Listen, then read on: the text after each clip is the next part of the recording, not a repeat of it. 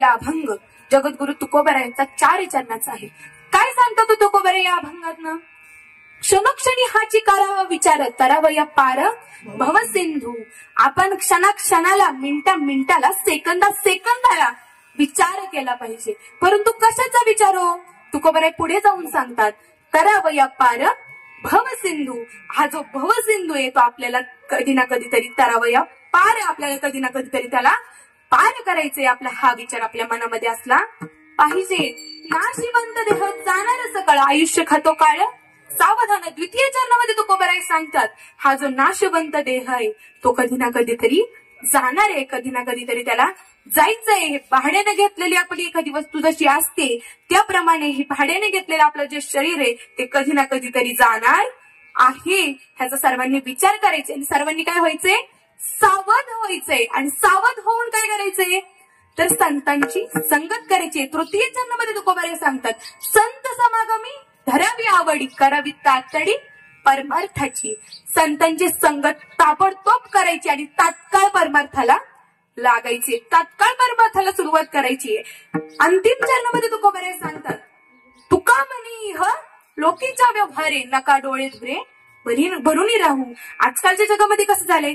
विषयांचा बळी पाडू गोड परमार्थ लागे कडू, कडू विषय तू गोडू जीवासी झाला. असं लोकांचं झालंय. म्हणजे गोड परमार्थ लोकांना आता कडू वाटू लागलाय आणि आपला जो गोड परमार्थ सोडून लोक पैसा कमवण्यामाग पळतायत. परंतु तुकोबराय सांगतात सावध व्हा, संतांची संगत धरा आणि तात्काळ परमार्थाला लागा. हा झाला अभंगाचा सरळ भावार्थ. विठ्ठल विठ्ठल.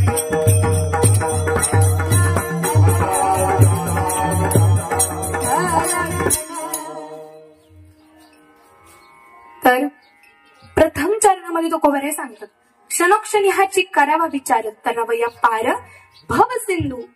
आपण क्षणाक्षणाला विचार केला पाहिजे. आपण विचार करतो परंतु आपल्या हिताचा करतो का हो? आपलं हित सोडून आपण सगळ्याचा विचार करतो. आता तुम्ही म्हणताल महाराज आम्ही विचार करतो पैसा कमवण्याचा, पैसा तर आम्हाला लागतो, पैसा आपल्याला क्षणाक्षणाला लागत असतो.